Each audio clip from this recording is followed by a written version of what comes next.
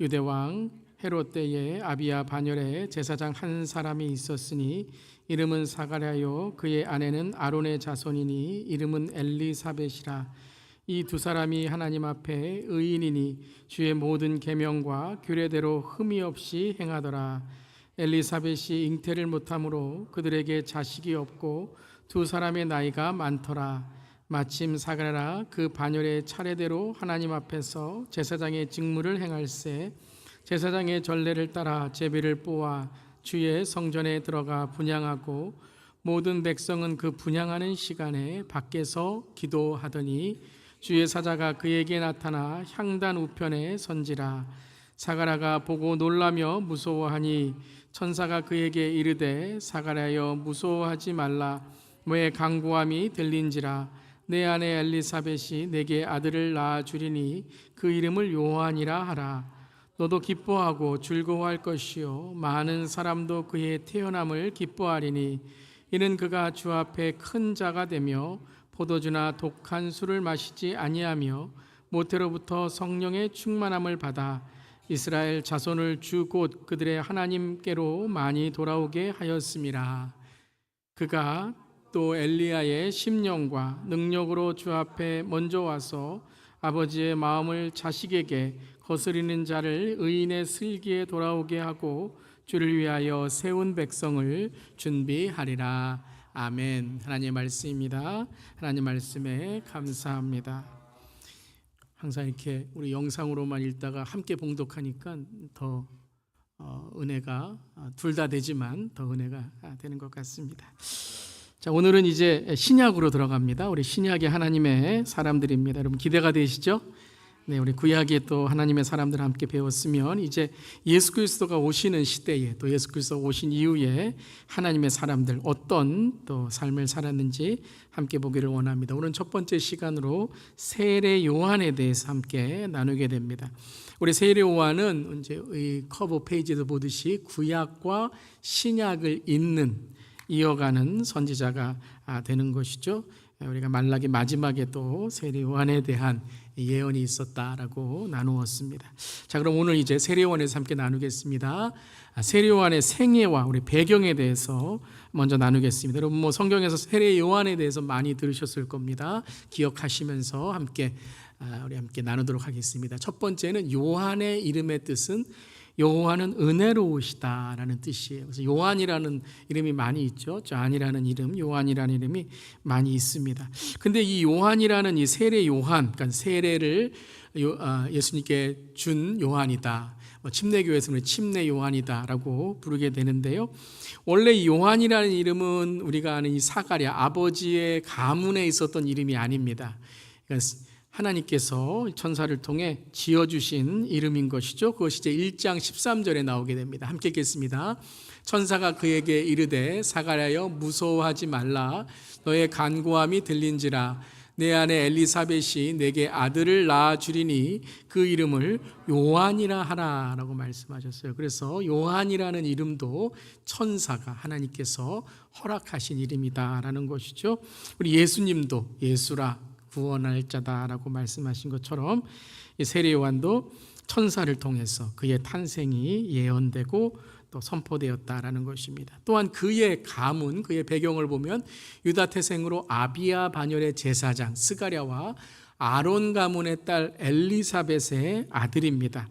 그러니까 아버지는 제사장, 어머니는 아론 가문의 딸로 양가 다 아주 이렇게 훌륭한 신앙의 집안에서 태어난 것이죠.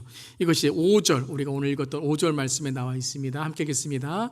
유대왕 헤롯 때에 아비야 반열에 제사장 한 사람이 있었으니 이름은 사가랴요 그의 아내는 아론의 자손이니 이름에 엘리사벳이라. 그래서 이제 이때에 실제적으로 제사장의 역할을 했던 제사장의 직분을 받았던 그 반열 순서의 제사장의 한 사람이었으며 또한 어머니 또한 엘리사벳 아론의 자손임을 또한 증거하고 있는 것이죠. 자, 그다음에 세 번째는 우리가 잘 아듯이 누구와의 자매간의 지간이었죠? 마리아.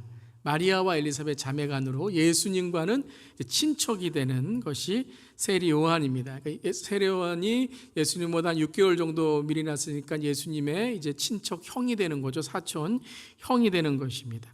1장 36절에서도 보라 내 친족 엘리사벳도 늙어서 아들을 배웠느니라 라고 이제 말하게 되고 선포하게 되죠. 그러니까 늙어서 아들을 배웠느니라 4번으로 이어갑니다.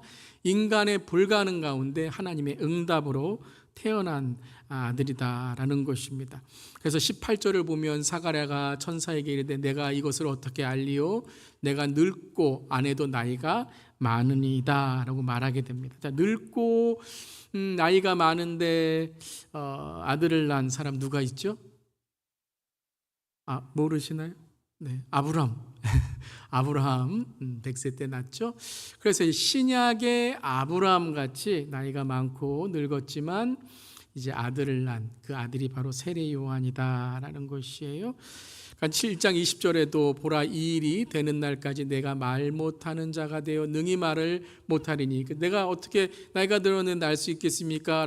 라고 했더니 이제 그가 말을 못하게 되는 일어나게 됩니다. 그러면서 이제 믿음을 다시 한번 갖게 되는 거죠. 내가 내 말을 믿지 아니함인 거와 때가 이르면 내 말이 이루어지이다 하더라. 그래서 우리가 1장을 쭉 읽어보면 이름을 어떻게 질까라고 했을 때 이제 아버지의 이름을 따서 사가랴라고 했을 때 사가랴 주니어가 되는 거죠. 사가랴라고 했을 때 이제 사가랴가 막 그러다가 아니에요 막 그러다가 이제 병총 이제 자기가 쓸 것을 달라고 그러고 요한이다 없으니까 입이 갑자기 열려서 예언을 하게 되는 것이죠. 때가 이르면 내 말이 이루어지리라 라고 요한이라고 이름을 짓게 되고 세례 요한이 태어나게 됩니다. 또 하나의 아주 중요한 세례 요한의 역할이 뭐죠? 세례 요한이죠. 누구에게 세례를 주었죠? 예수님께 세례를 베풀었다라고 해서 세례 요한입니다. 마태복음에 이제 세례를 받으시는 장면이 나오게 되는데요. 마가복음에도 있고요.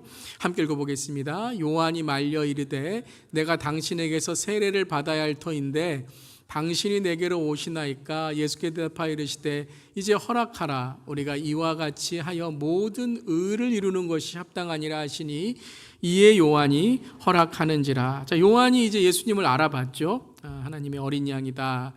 그래서 어떻게 제가 예수님께 세례를 드릴 수 있습니까? 라고 할 때 말씀하신 거예요. 우리가 이와 같이 하여 무엇을 해요? 세례를 하여 모든 의를 이루기에 합당하니라 라는 거예요. 그래서 우리가 예수님의 세례에 대해서 잘 알아야 됩니다. 여러분, 우리는 왜 세례를 받죠? 교회 다니기에 세례 받나요? 네.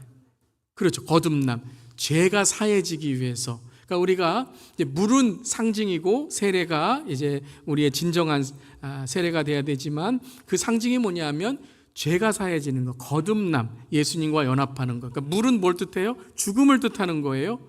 그래서 물에 오래 있으면 사람이 어떻게 되죠? 이제 가시는 거예요. 그러니까 이제 꺼내야 되죠. 근데 꺼낸다는 것은 죽었는데 다시 이제 살아나는데 누구와 연합하여 살아나는 거예요? 예수님과 연합하여 살아나는 걸 뜻합니다. 자, 우리는 죄가 있기 때문에 세례를 받고 죄를 사고 거듭나겠지만 예수님이 왜 세례를 받으셨어요? 죄가 없으시잖아요. 자, 모든 의를 이루기 위한 것이다. 이 모든 의, 누구의 의예요?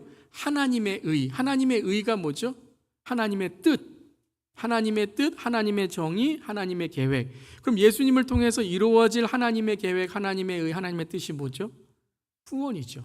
그러니까 예수님이 세례를 받으시는 것은 뭐냐면 예수님의 구원의 사역의 시작을 의미하는 거예요. 그러니까 예수님이 세례 받으신 이후부터 이제 예수님께서 구원의 사역을 이루시고 그 다음에 십자가의 사역으로 이루어 가시는 것이죠. 그래서 우리와 다른 세례입니다. 예수님도 죄가 있으신가 세례 받으시는 것이 아니라 예수님의 세례는 우리를 구원하시기 위한 세례다라는 것이죠. 자, 그 다음에 마지막 6번째는 이제 세례요한이 어떻게 죽게 되는가. 헤로디아가 자신의 딸 살로메죠. 자신의 딸을 앞세워 헤롯의 생일날 요한의 머리를 요구하여 순교를 당하게 됩니다. 그러니까 세례요한은 목배임으로 순교를 당하게 되는데 참 어처구니 없는 일로 일어나게 되는 거죠. 헤롯이 이제 헤로디아의 헤로디아가 딸을 이제 꾸짖겨서 아주 막 춤을 추고 막 마음을 막 사서 이제 헤롯이 이렇게 맹세합니다. 함께 읽어볼까요? 헤롯이 맹세로 그에게 무엇이든지 달라는 대로 주겠다고 약속하거늘 그가 제 어머니의 시킴을 듣고 이르되 세례 요한의 머리를 소반에 얹어 여기에서 내게 주소서 하니. 그러니까 이 맹세를 했으니 안 들어줄 수가 없잖아요. 그러니까 어처구니 없이 참 헤롯도 그냥 헛맹세한 거죠. 이 사탄이 역사하고 있는 것이죠. 세례 요한의 머리에 소반을 얹어 이제 그렇게 순교당하고 소반에 얹어서 순교당하는 일이 일어나게 됩니다. 자, 이렇게 세례 요한이 탄생과 그리고 죽음까지 기록되어 있는데요. 그렇다면 세례 요한의 삶을 한마디로 말한다면 무엇인가? 바로 목적이 있는 삶이었다라는 거예요.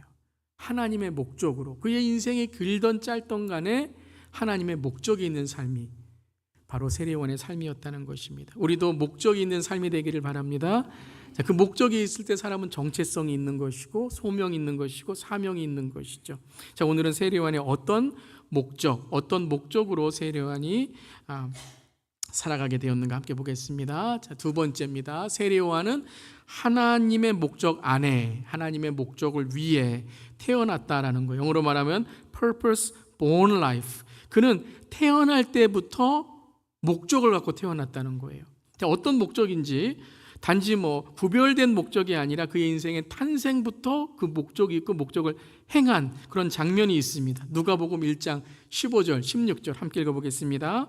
너도 기뻐하고 즐거워할 것이요 많은 사람도 그의 태어남을 기뻐하리니 이는 그가 주 앞에 큰 자가 되며 포도주나 독한 술을 마시지 아니하며 모태로부터 성령의 충만함을 받아 이스라엘 자손을 주 곧 그들의 하나님께로 많이 돌아오게 하겠음이라. 그가 이제 탄생을 할 때 그가 태어나는 것을 예언할 때에 너도 기뻐하고 즐거워하고 많은 사람도 그의 태어남을 기뻐하게 되는데 그가 어떤 목적을 갖나? 구별된 삶을 산다는 거죠. 나시린이죠.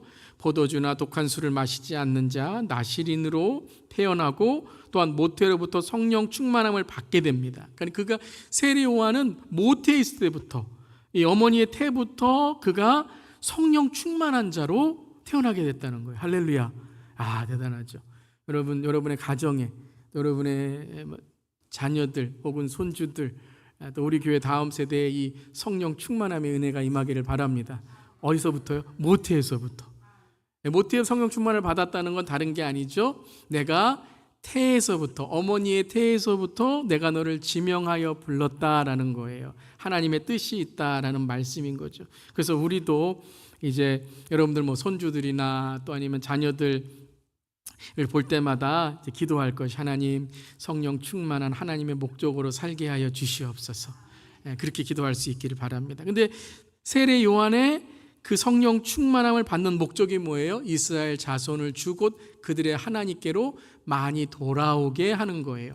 자, 이 목적이 이제 이루어지죠. 그것이 뭐냐면 예수께로 인도하는 거죠. 예수께로 인도하는 구별된 자가 되는 것입니다. 자, 그리고 이제 그의 또 하나의 이 탄생 이전에 있었던 예언이 바로 이것이죠. 1장 17절 함께 읽겠습니다.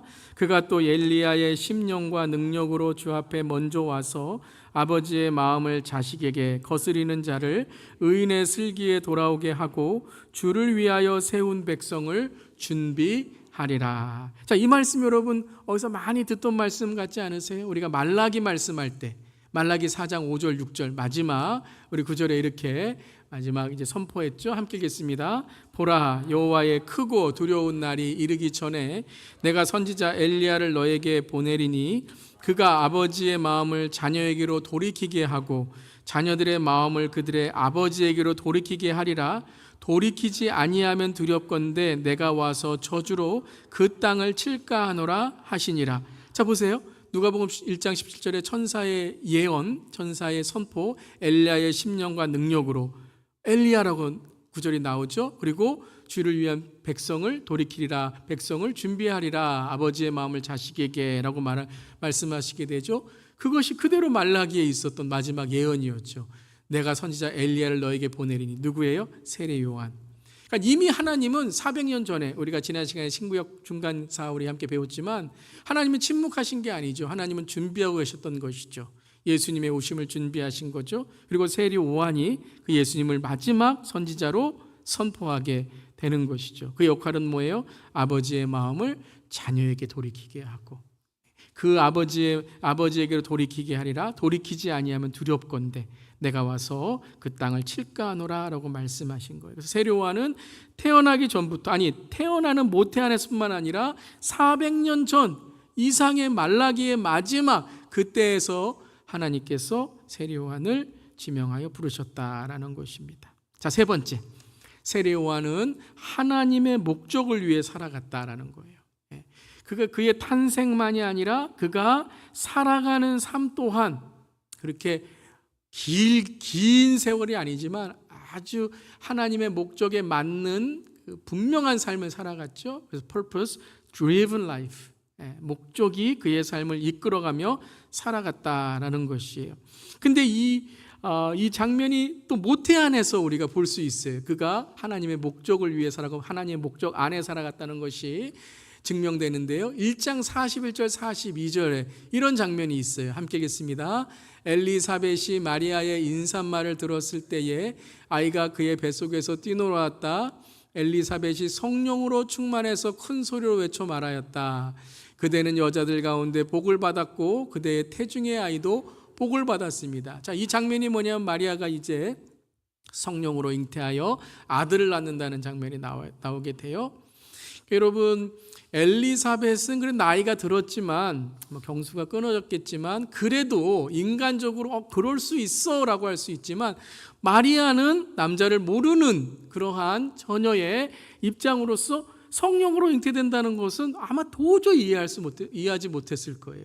이건 뭐 나이든 여인이 낳는 것보다 이건 도저히 불가능 중에 불가능한 거죠. 그랬을 때 엘리사벳이 임신하였다. 나이가 많은데 임신하였다라는 말 듣고 이제 마리아가 엘리사벳에게 가게 됩니다. 그때 이 아이가 누구예요? 세리 요한이 뱃속에서 예수님이 그 뱃속에서 오시는 것을 보고 막 뛰노는 거예요. 대단하죠? 뱃속에서부터 예수님의 오심을 준비하고 선포하는 거죠. 그때 엘리사벳이 어떻게 됐다고요? 성령으로 충만하여. 뱃속에 있는 세리 요한이 예수님을 증거할 때 그 세리 요한을 품고 있었던, 태중에 품고 있었던 엘리사벳이 성령이 충만하게 됐다는 거예요. 야, 대단하죠, 여러분? 그러면서 이제 엘리사벳이 마리아를 위로하고 또 그에게 용기를 주게 되죠. 그때 마리아가 하나님께 감사를 하게 됩니다. 태중에서도, 그러니까 태중에 이미 생명이 시작된 거예요. 여러분, 어머니의 뱃속에 있는 아이는 살아있는 생명인 줄 믿습니다. 아이는 살아있는 생명이 하나님이 주신 생명이에요. 그 생명을 세리 요한이 이제 어머니까지 영향을 주는 성령을 충만하게 하는 그런 아들이 되었다는 거예요. 그럴 때 있잖아요. 우리 자녀들이 부모님의 신앙을 깨우고 부모님의 신앙을 더 이렇게 새롭게 하는 그럴 때가 있는 것이죠. 참 저도 오늘 장면 보면서 우리 다음 세대가 우리 앞선 세대에게 본받는 것만이 아니라 또한 이렇게 신앙, 그 순수한 신앙을 통해서 앞선 세대를 깨울 수 있는 그러한 영적인 리더가 되기를 간절히 기도합니다. 아멘. 그 다음에 누가복음 1장 67절 76절에 보면 이제 사가랴가 세리 요한을 통해서 또한 성령 충만함을 입게 돼요. 함께 읽겠습니다. 그 붙인 사가랴가 성령의 충만함을 받아 예언하여 이르되, 제가 말씀드렸죠? 자, 말을 못하게 됐어요. 그때의 이름을 어떻게 질까요? 사가랴 주니어로 질까요? 했을 때 그게 이제 이름이죠. 그 가문에 내려오는 이름. 그때에 이제 내가 쓸 것을 가져와라. 그리고 서판에다가 요한을 썼을 때 그 이름은 한 번도 불려지지 않은 이름이에요. 그때 입이 열리고 예언을 하게 돼요. 성령 충만함을 얻게 되는 거예요. 누구 때문에요? 세리 요한의 그 이름, 세리 요한. 그 요한이라는 그 이름 때문이라는 거죠. 그리고 76절 함께 읽겠습니다. 이 아이여 내가 지극히 높으신 이의 선지자라 일컬음을 받고 주 앞에 앞서가서 그 길을 준비하여. 이제 세리 요한이 어떤 사람이 될 것이라고요? 선지자라. 근데 어떤 선지자요? 주 앞에 앞서가서 예수의 길, 메시아의 길을 준비할 사람이다라는 거예요. 메시아의 오심을 어떻게 알아요? 아니 그 긴 바벨론, 그 다음에 어떤 시대예요? 알렉산더, 헬라, 페르시아, 그 다음에 헬라, 그 다음에 로마 왔는데 어떻게 예수님이 오심을 알 수 있어요? 그것을 선포한 사람이 누구라고요? 세례요한, 요한이다 라는 거예요. 그 길을 준비한 자다라는 것이죠. 그리고 그가 자라날 때에도, 누가복음은 참 이 의사의 직업을 가졌지만 단지 의사만이 아니라 아주 이 아이들의 자라남을 기록한, 예수님의 그 어린 시절도 누가복음에만 있고 세례요한도 이제 이 아이의 자라남을 이제 기록하고 증명하게 되는데요. 우리 세례요한이 어떻게 자라나는지 보겠습니다. 읽어보겠습니다. 아이가 자라며 심령이 강하여지며 이스라엘에게 나타나는 날까지 빈들에 있으니라. 아이가 자라며 어떻게 됐다고요? 심령이 강하여져. 여러분, 태중에서 어머니를 성령 충만함으로, 이제 아기가 성령 충만한 이것이 아니라 하나님이 이 아기를 통해 성령 충만하게 만드시고, 또한 사가랴도 성령 충만하게 만드시고, 이 세례 요한도 예수님 오실 때까지, 예수님 메시아가 이제 공개적인 구원의 사역을 하실 때까지 심령이 강하여졌다라는 것이죠. 이 심령이 강하여졌다는 게 무슨 뜻일까요? 그냥 담대하다, 성격이 강하다, 어디에서나 이 운동해서 우락부락하다 이런 걸까요? 아니죠. 여러분, 심령이 강한 건 뭐냐면요, 집중하고 있다라는 거예요. 누구에게요? 메시아에게. 내 삶의 모든 것은 메시아의 오심을 준비하도록 그가 집중하고 있는 거예요. 꼭 뭐와 같아요? 돋보기와 같습니다. 돋보기는 두 가지의 그러한 특징이 있잖아요. 크게 보는 역할도 있지만, 여러분 예전에 그런 거 많이 해보셨죠? 지금도 우리 아이들 하지만 종이에다가 햇빛을 이렇게 집중해서 그 햇빛을 모아서 돋보기를 통해서 종이에다가 이제 그 햇빛을 쏘면 어떻게 되죠? 종이가 타게 되죠. 그게 집중입니다. 이게 강하다는 거예요, 여러분. 이게 강하다는 거예요. 강하다는 건 내가 많이 가지고 있어, 나는 건강해, 그러면서 많은 일 할 수 있어. 근데 많은 일 하면 뭐 합니까? 거기에 다 지치고 번아웃 되고, 여러분 교회도 많이 모이는 거 참 중요하지만 예수님께 집중한 교회가 더 능력 있는 줄 믿습니다. 그러니까 여러분, 여기서 강하여졌다라는 거는요, 그냥 그의 어떤 건강, 그의 어떠한 모습이 아니라 그의 성격도 아니에요. 그가 항상 예수님께 집중하며 살았다는 거예요. 왜요? 목적이 있으니까요. 여러분의 삶의 목적은 무엇입니까? 여러분 일하시는 목적이 무엇입니까? 자녀를 키우는 목적이 무엇입니까? 신앙생활 교회 다니시는 목적이 무엇입니까? 저의 목회하는 목적이 무엇일까요?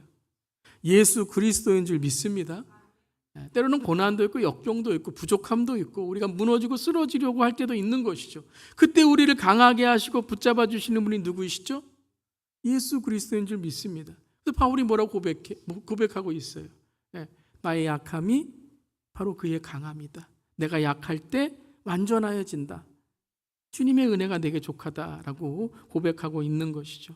사랑하는 성도 여러분, 흔들리십니까? 불안하십니까? 걱정과 두려움이 있으십니까? 무엇인가 내 삶에 안 될 것 같은 그런 마음의 답답함이 있으십니까? 주님께 집중하시기를 바랍니다. 그럴 때에는요, 여러분 불안하거나 어떤 때 결정하시면 안 돼요. 그때는요, 시편에 아주 정확한 대답이 있어요. Be still. 잠잠하라는 거예요. 잠잠하라는 게 아무 말도 하지 말라는 게 아니라 그때 주님만을 바라보라는 거예요. 내가 결정하려고 하면 안 되는 거예요. 주님의 뜻을 기다리는 거예요. 그때 주님이 우리의 삶을 강하게 하신다는 거죠. 그래서 여러분 세례 요한의 삶을 보면 그가 심령이 강하여졌다고 하지만 이건 무례함이 아닙니다. 심령이 강하여졌다고 하지만 이게 내가 예수님을 이끌고 가겠다, 베드로처럼 예수님 절대 그런 일이 없겠습니다, 이런 말이 아니에요. 그는요, 예수님이 오실 것을 준비하는 자예요. 그것만 하면 되는 거예요, 여러분. 여러분, 우리가 어떤 사람들입니까? 우리도 여러분 이 시대의 세례 요한인 줄 믿습니다. 우리는 주님의 다시 오심을 준비하는 그리스도의 신부가 돼야 돼요. 어떤 등불을 여러분 비추고 계십니까? 나를 위한 등불이요? 나를 위한 어떤 거예요? 근데 여러분 가만히 보면 여러분 기름 하나도 없는 거예요. 그러면 예수 없으면 기름 없는 거예요. 성령 없으면 기름 없는 거예요. 사랑하는 성도 여러분, 우리에게 예수에 집중된 삶을 살 때 성령님이 우리의 삶을 밝혀주시고 빈들에서도 하나님께서 우리를 강하게 하실 줄 믿습니다. 그래서 하나는 그가 심령이 강하여졌다는 것이고, 또 하나는 그의 삶의 목적은 뭐냐 하면 예수님을 전파하는 거예요. 함께 읽겠습니다. 나는 선지자 이사야의 말과 같이 주의 길을 곱게 하라고 광야에서 외치는 자의 소리로다 하니라. 그래서 세례요한은 나는 소리다라는 거예요. 나는 소리다. 광야에서 외치는 소리다라는 거예요. 광야에서 외치는 소리다. 광야라는 게 뭐죠? 홀로 있는 거예요. 홀로. 얼마나 외롭겠습니까? 참 그런 거예요, 여러분. 여러분의 직장에서 여러분 한 분만 그리스도인, 예수 믿는 분들이 있으실 거예요. 맨날 뭐만 하면 예수 믿어? 이렇게 하면 얼마나 여러분 외롭겠습니까? 예수 믿는다며 왜 그래? 이러면 여러분 나에게도 그렇지만 참 예수 믿는 것에 대해 부끄러운 것만이 아니라 참 외로워요. 외로워요. 여러분 군대에서 많은 그런 간증 있잖아요. 혼자 내무반에서 예수 믿는 그러한 그리스도인이에요. 그래서 예배도 갈 때도 막 핍박도 하고 막 그런 거죠. 저도 군대에 있을 때 이제 그 헌병대에 있었던 한 그 군사는요, 얼마나 핍박을 받는지 몰라요. 그런데 새벽 기도도 나오고 수요예배도 나오고 다 나오는 거예요. 그래서 나중에 그 병사가 목사가 됐어요. 그렇게 하나님께서 이렇게 훈련하시면서 아주 그러면서 얼마나 그 주위에 있는 그 병사들에게 참 전도하고 예수를 전했는지 몰라요. 그러니까 광야에서 외치는 소리예요. 여러분, 우리는 광야에서 외치는 소리예요. 이 마지막 때에 정말 광야에서 외치는 소리와 같아요, 여러분. 그런 우리의 삶입니다. 그때 어떻게 돼야 돼요? 그때 우리가 이렇게 교회가 하나가 되어 우리 성도들이 이 광야에서 외치는 소리가 아니라 또한 소리가 함께 모이면 뭐가 돼요? 노래가 되는 거잖아요. 광야에서 외치는 노래가 되는 거예요. 할렐루야. 근데 어떤 소리, 어떤 노래, 어떤 선포를 하는가? 그것이 마태복음 3장 1절 2절이죠. 함께 읽겠습니다. 그때에 세례요한이 이르러 유대 광야에서 전파하여 말하되 회개하라 천국이 가까웠느니라 하였으니. 광야에서 무엇을 선포했다고요? 회개하라 천국이 가까웠느니라. 이것이 세례요한의 메시지였다는 거예요. 여러분, 예수님의 첫 번째 메시지가 뭐예요? 회개하라 천국이 가까웠느니라 라는 거예요. 천국을 깨달은 자들은 뭘 깨달아요? 지옥을 깨닫는 거예요. 천국을 깨달은 자는 못 깨달아요? 내가 죄가 사해져야 되는구나 깨닫는 거예요. 그러면 회개함으로 천국이 가까이 왔느니라. 천국이 이제 도래하느니라 하는 것을 깨닫게 되는 것이죠. 예수 그리스도의 오심을 선포하는 거예요. 그러니까 예수님이 오심을 아는 것은, 예수님이 영접하는 것은 회개를 통해 이루어지는 것입니다. 믿으시죠? 예수님 영접한다는 게 뭐예요? 그냥 입술의 고백만이 아니에요. 이제 우리 교회에서는 입술의 고백이 예수 고백, 거기로만 우리가 끝나면 안 돼요. 회개하는 것이고 거듭나는 것이고 변화되는 것이고 아멘 할 때까지 해야죠. 성령 열매 맺는 것이고 할렐루야. 바로 우리가 이 천국의 메시지를 깨달아야 된다는 것이에요. 또한 이 메시지를 전했을 때 어떤 일이 일어나는가? 우리 3장 마태복음 4절 6절 함께 읽겠습니다. 요한은 낙타 털옷을 입고 허리에는 가죽띠를 띠었다. 그의 식물은 메뚜기와 들꿀이었다. 그때 예루살렘과 온 유대와 요단강 부근 사람들이 다 요한에게로 나아가서 자기들의 죄를 자백하며 요단강에서 그에게 세례를 받았다. 요 구절은 제가 세 번역으로 해왔습니다. 그래서 그의 겉모습은 뭐냐면 낙타 털옷을 입고 허리에는 가죽띠를 띠고 메뚜기와 들꿀을 먹었어요. 지금 이렇게 우리가 보면은 좀 그렇죠? 낙타 털어지고 가죽띠를 하고 메뚜기 들꿀을 먹고. 근데 이때는요, 이 요한은 뭐냐면 패션 모델이에요. 그러니까 사람들이 딱 보면 저 사람은 뭔가 있는 사람 같이 보이는 거예요. 정말 선지자처럼 보이는 거예요. 먹는 것도 메뚜기와 들꿀. 이때 가장 건강식이 뭐냐면 메뚜기와 들꿀이래요. 꿀. 그렇잖아요. 여러분, 예전에 메뚜기 이렇게 프로틴 많고 드셔본 적 있잖아요. 들꿀, 여러분 꿀인데 좀 천연 올게닉 꿀이잖아요. 그러니까 이때 가장 아주 이 건강 음식을 먹고 있다는 거예요. 사람들은 뭐 이렇게 막 건강하지 않은 거 막 술 먹고 그러는데 이제 이 세례요한은 나시린으로 구별된 삶을 사는 것이죠. 그뿐만 아니라 온 유대와 온 요단강 부근 사람들이 다 요한에게로 와서 자기들의 죄를 회개하고 자백하며 그에게 세례를 받게 됩니다. 자, 이 마지막 구절은요, 단지 그가 목적을 갖고 살았다는 것만이 아니라 그가 그 시대에 아주 인기 있는 선지자임을 이제 보여주는 거예요. 그러니까 어떻게 보면 이 세례 요한이 예수님보다 더 인기 있는 사람이었죠. 사람들이 볼 때 예수님보다 요한이 더 선지자처럼 보이고 유명하고 인기 있는 자처럼 보였다는 거예요. 가문도 여러분 보세요. 가문도 아비야의 반열이고 그리고 아론의 가문이었잖아요. 그러니까 가문, 인기, 선지자고 그의 삶도 나시린이잖아요. 그냥 이렇게 나무 베는 목수 이렇게 아버지와 일하는 그런 모습이 아니라, 그러니까 어떻게 보면 사람들이 요한과 예수님을 비교했을 때 요한이 더 높이 보이는 거죠. 그렇지만 요한은 마음을 잃지 않았다는 거예요. 자, 네 번째 함께 읽겠습니다. 세례 요한은 하나님의 목적 안에 예수님께 영광을 돌렸습니다. Glorifying life to Jesus in God's purpose. 그러니까 여러분 죽을 때까지도 물론 예수님인가요? 라고 의심했던 적도 있긴 있어요. 하지만 그는 그 삶의 목적이 오직 메시아 예수님께 영광을 돌리며 그분만을 섬기는 삶을 살아야 된다는 걸 분명히 알고 있었다라는 것이죠. 어떻게 보면 이제 후에 여러분 우리도 그렇잖아요. 인기 있고 이러면 내가 저 사람보다 난데 그러고 교만해질 수 있는 거죠.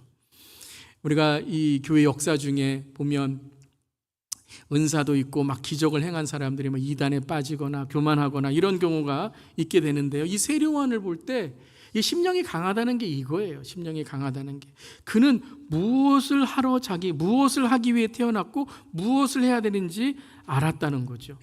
그래서 그는요, 이것이 참 중요합니다. 여러분, 겸손하려면 항상 내 입에서 겸손한 말을 자꾸 하셔야 돼요. 마음은 겸손하다고 하면서 그냥 입으로는 나는 그렇죠. 내가 좀 잘하죠. 이러면 그때부터 여러분 이제 우리가 겸손을 잃어버리는데요. 한 가지 요한이 참 위대한 점 중에 하나가 뭐냐면요. 단지 겸손한 마음이 아니라 그는 어디에 가서나 뭐냐면 자기가 넘어질 걸 알고 있었다. 저는 그거를 여러분 세례 요한 볼 때 위대하다고 생각해요. 자기는 넘어질 걸 알고 있는 거예요. 조금이라도 교만하면, 조금이라도 인기 있다고 말하면 넘어지는 걸 알고 있는 거예요. 그래서 예수님과 비교하려고 할 때 뭐라 그래요? 이렇게 말하는 거예요. 요한이 대답하되 나는 물로 세례를 베풀거니와 너희 가운데 너희가 알지 못하는 한 사람이 섰으니 그 사람 보라는 거예요. 나보지 말고. 곧 내 뒤에 오시는 그이라. 내가 앞에 오지만 나는 1등으로 온 것이 아니라 나는 그분을 소개하러 왔다라는 거예요. 그리고 뭐라 그래요? 함께 읽겠습니다. 나는 그의 신발끈 풀기도 감당하지 못하겠노라 하더라. 나는 그냥 그분의 신발보다는 조금 좀 싼 신발이야 이게 아니라요. 그분은 좀 비싼 신발인데 나는 그래도 좀 그냥 보통 신발이가 아니라 나는 그의 신발끈 풀기도 감당하지 못겠노라. 신발끈을 누가 풀죠? 노예들이 풀잖아요. 종이 풀잖아요.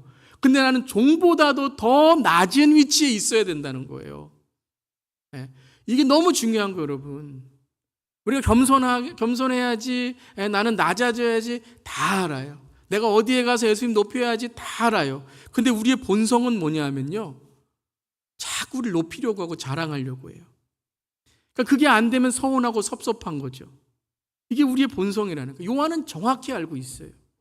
요한도 자기가 사람이기 때문에 어떻게 해야 되는지 알고 있는 거예요. 그리고 인간적인 겸손의 낮아짐의 고백만이 아니라 예수님이 누구신지를 분명히 알고 있었죠. 함께 읽겠습니다.